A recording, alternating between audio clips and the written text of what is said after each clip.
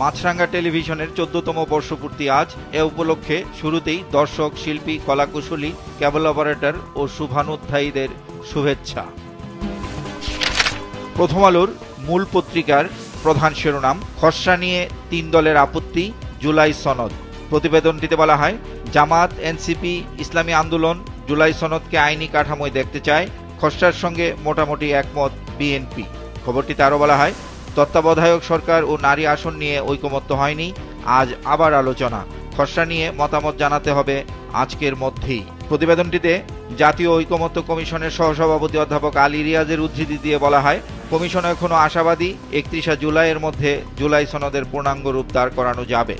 দ্বিতীয় প্রধান শিরোনাম, ছাত্র সংসদ নির্বাচন, ডাকসু, রাকসু ও জাকসু নির্বাচন সেপ্টেম্বরে। প্রতিবেদনটিতে বলা হয়, ডাকসু বাদে বাকি 3টি স্বায়ত্তশাসিত বিশ্ববিদ্যালয়ে 3 দশকের বেশি সময় ধরে এই নির্বাচন হয়নি। ডাকসু 6 বছর পর ভোট 9 সেপ্টেম্বর, হলের বাইরে ক্যাম্পাস হবে ভোট কেন্দ্র। আর রাকসু 35 বছর পর ভোট 15 সেপ্টেম্বর, হলের পরিবর্তে একাডেমিক ভবনে ভোট কেন্দ্র করার দাবি।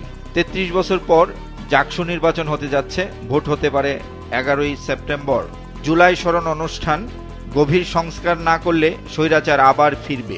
প্রতিবেদনটিতে বলা হয়, জাতিসংঘ আয়োজিত এই অনুষ্ঠানে প্রধান উপদেষ্টা এবং বিএনপির মহাসচিব সহ অন্যরা বক্তব্য রাখেন।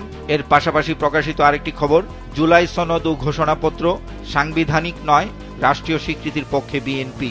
ইন্টারনেট নিয়ে প্রথম কলামে প্রকাশিত আরেকটি খবর, বিটিআরসিকে মন্ত্রণালয়ের চিঠি, ইন্টারনেট বন্ধ রাখা যাবে না।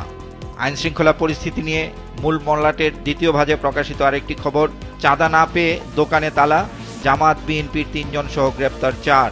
অবৈধ পথে ইতালি যাত্রা নিয়ে শেষ পৃষ্ঠায় প্রকাশিত খবরের শিরোনাম, মুক্তিপণ দিয়েও খোঁজ নেই 14 তরুণের।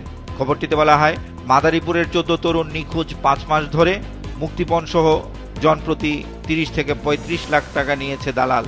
আর নিখোঁজ তরুণদের বাড়ি রাজৈরের বাজিতপুর ইউনিয়নে, বয়স 18 থেকে 28 বছরের মধ্যে। জেলা প্রশাসন ও পুলিশের তথ্য বলছে, মাদারীপুরের 3 শতাধিক ব্যক্তি এখনও নিখোঁজ। মহানবী হযরত মুহাম্মদ সাল্লাল্লাহু আলাইহি সাল্লামকে নিয়ে কটূক্তির অভিযোগ, এ নিয়ে প্রকাশিত খবরের শিরোনাম, হামলার 2 দিন পর মামলা, প্রশাসনের উদ্যোগে ভাঙা বসতবাড়ি মেরামত। খবরটিতে বলা হয়, রংপুরের গঙ্গাচড়ায় হামলা ও ভাঙচুরের শিকার সনাতন ধর্মাবলম্বীদের বসতবাড়ি প্রশাসনের উদ্যোগে মেরামত করা হচ্ছে। গতকাল সন্ধ্যায় এক ঘটনায় মামলাও হয়েছে। আইন শৃঙ্খলা পরিস্থিতি নিয়ে প্রধান শিরোনাম করেছে সমকাল, ভয়ের ছায়ায় মোহাম্মদপুর। খবরটিতে বলা হয়, প্রকাশ্যে চাপাতি হাতে মহড়া পুলিশের ভূমিকা নিয়ে প্রশ্ন, 9 মাসে 17 হত্যা মামলা, 3 মাসে 45 ছিনতাই মামলা। প্রধান এই শিরোনামটির পাশাপাশি প্রকাশিত আরেকটি খবর, রাস্তায় নামল শিক্ষক শিক্ষার্থীরা, 70 প্রতিষ্ঠানের সামনে মানববন্ধন, পরে মিছিল সমাবেশ। দ্বিতীয় প্রধান শিরোনাম, জাতিসংঘের অনুষ্ঠানে ডক্টর ইউনূস, কার্যকর সংস্কার না করলে স্বৈরাচার আবার ফিরবে। খবরটিতে বিএনপির মহাসচিব মির্জা ফখরুল ইসলাম আলমগীরের উদ্ধৃতি দিয়ে বলা হয়, জনগণের প্রতিনিধিত্বের সরকার জরুরি। আর জামাতের আমির ডাক্তার শফিকুরের উদ্ধৃতি দিয়ে বলা হয়, বিচার ও সংস্কারের আগে ভোট হবে বিপর্যয়। ডিপ্লোম্যাটিক করেসপন্ডেন্টস অ্যাসোসিয়েশন বাংলাদেশের ডিকেপ টক অনুষ্ঠানে গতকাল চীনের রাষ্ট্রদূত আলোচনায় অংশ নেন। তার উদ্ধৃতি দিয়ে প্রকাশিত খবরের শিরোনাম, ডিকেপ টকে চীনের রাষ্ট্রদূত, পাল্টা শুল্কের বিষয়ে ঢাকাকে সহযোগিতা করবে বেইজিং। মধ্যপ্রাচ্য পরিস্থিতি নিয়ে শেষ পৃষ্ঠায় প্রকাশিত খবর, গাজায় সবচেয়ে খারাপ রূপে ছড়িয়ে পড়ছে দুর্ভিক্ষ, ইসরায়েলের আগ্রাসন। খবরটিতে বলা হয়, অনেক মানুষ না খেয়ে আছে, স্বীকারোক্তি ট্রাম্পের। আর নিহত হয়েছেন 60,000-এরও বেশি। অব্যাহত হামলায় একদিনে ঝরল আরও 113 প্রাণ। রাজনৈতিক পরিস্থিতি নিয়ে প্রধান শিরোনাম করেছে যুগান্তর, বিভেদের সুযোগ নিচ্ছে ফেসিবাদী শক্তি, জাতীয় ঐক্যেই সমাধান, রাজনীতিক ও বিশ্লেষকদের অভিমত। খবরটিতে বলা হয়, সংকট নিরসনে পেশাজীবী সংগঠনকে সম্পৃক্ত করে সর্বদলীয় বৈঠক ডাকতে প্রধান উপদেষ্টার প্রতি আহ্বান। এতে আরও বলা হয়, প্রতিটি সেক্টরে আওয়ামী লীগের এলিমেন্ট রয়ে গেছে, এদের সহায়তায় নির্বাচন ভণ্ডুল সহ সরকারকে ব্যর্থ করতে গভীর চক্রান্ত ঘনীভূত হচ্ছে, জড়িত বিদেশি শক্তিও। দ্বিতীয় প্রধান শিরোনাম, জুলাই স্মরণ অনুষ্ঠানে প্রধান উপদেষ্টা, বিশ্বাসযোগ্য নির্বাচন ব্যবস্থা প্রতিষ্ঠায় জাতীয় ঐক্যের লক্ষ্যে কাজ করছি। ঐকমত্য কমিশনের সঙ্গে বিভিন্ন রাজনৈতিক দলের বৈঠক ঘিরে প্রকাশিত খবর, জাতীয় ঐকমত্য কমিশনের বৈঠক, মৌলিক সংস্কারে স্পষ্ট হচ্ছে মতপার্থক্য। খবরটিতে বলা হয়, র্যাঙ্কিং পদ্ধতি নয়, তত্ত্বাবধায়ক সরকার গঠন নিয়ে সংসদে আলোচনা চায় বিএনপি, আর জামাত বলছে জুলাই সনদের খসড়া অসম্পূর্ণ। যুক্তরাষ্ট্রের নিউ ইয়র্কে বন্দুকধারীর গুলিতে প্রাণ হারিয়েছে এক পুলিশ কর্মকর্তা, যার বাড়ি মৌলভীবাজারের কুলাউড়ায়। এ নিয়ে বক্স আকারে প্রকাশিত খবরের শিরোনাম, নিউ ইয়র্কে গুলিতে নিহত 4, বীরের মতো প্রাণ দিলেন কুলাউড়ার দিদারুল। জুলাই সনদ ও ঘোষণাপত্র নিয়ে শেষ পৃষ্ঠায় প্রকাশিত খবর, জুলাই জাতীয় সনদ ও ঘোষণাপত্র সাংবিধানিক নয়, রাষ্ট্রীয় স্বীকৃতির পক্ষে বিএনপি, স্থায়ী কমিটির বৈঠক। খবরটিতে বলা হয়, দলের নেতাদের অভিমত, সনদের সুপারিশ পরবর্তী সরকার গঠনের 2 বছরের মধ্যে বাস্তবায়ন করা সম্ভব, আর ঘোষণাপত্র নিয়ে আর আলোচনা নয়, সনদ নিয়ে আলোচনা অব্যাহত রাখবে। কালের কণ্ঠের প্রধান শিরোনাম, নৈরাজ্যের আশঙ্কা, আতঙ্ক, সতর্কতা।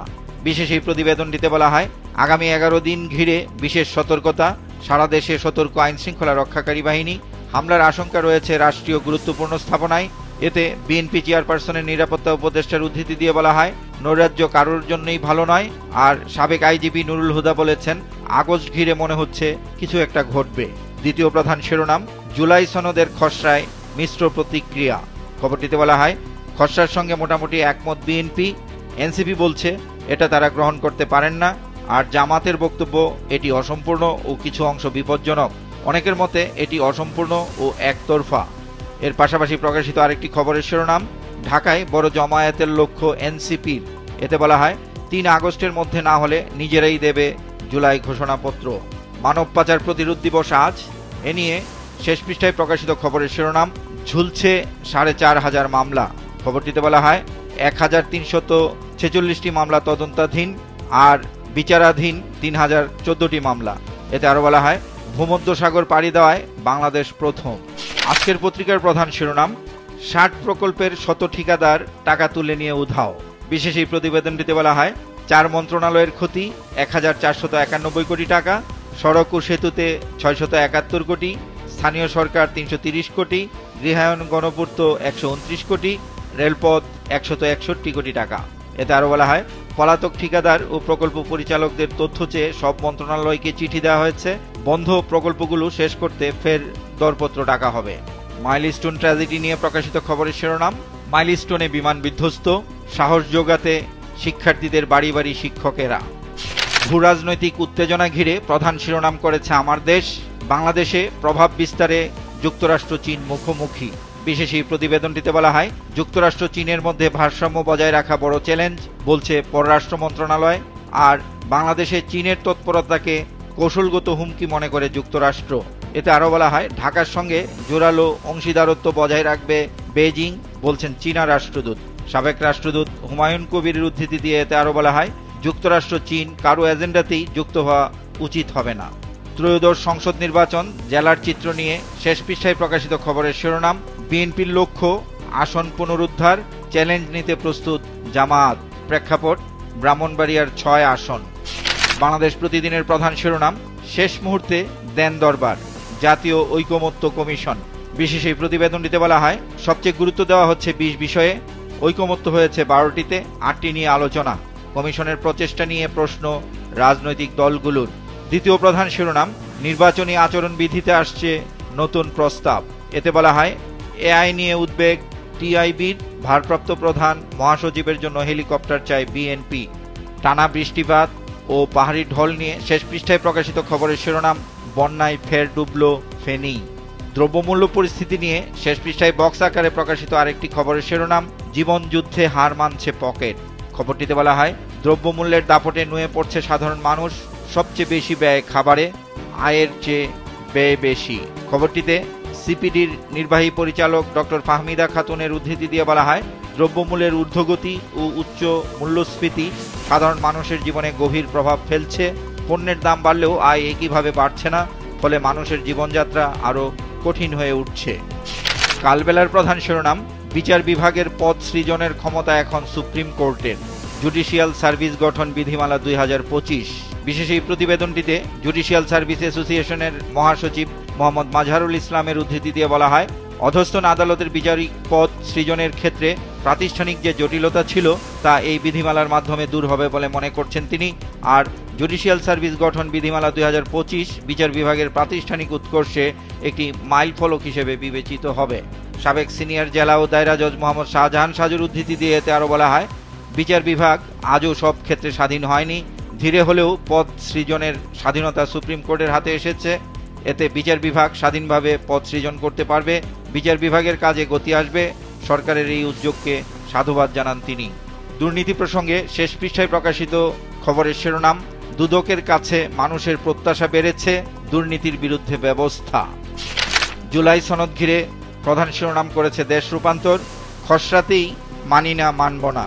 খবরটিতে বলা হয়, জুলাই সনদের খসড়া অসম্পূর্ণ ও বিপজ্জনক বলছে জামাত, আর এনসিপি বলছে তারা এটির তীব্র বিরোধিতা করছেন, আর বিএনপি বলছে শতভাগ একমত হতেই হবে, সেটা মানা সম্ভব নয়। বিশ্লেষকদের অভিমত, জুলাই সনদ রাজনৈতিক চক্করে পড়েছে। পুঁজিবাজার পরিস্থিতি নিয়ে প্রকাশিত খবরের শিরোনাম, পুঁজিবাজারে ৩৮৪ নতুন কোটিপতির হিসাব। এতে বলা হয়, তালিকায় আছে ৫০০ কোটি থেকে ১ কোটি টাকার অ্যাকাউন্ট, ৫০ লাখ থেকে ১ লাখ টাকার অ্যাকাউন্ট বেড়েছে ৮৫৭১টি, আর ১ লাখ টাকার কম ক্ষুদ্র বিনিয়োগকারী অ্যাকাউন্ট কমেছে ৮৪৪০৯টি।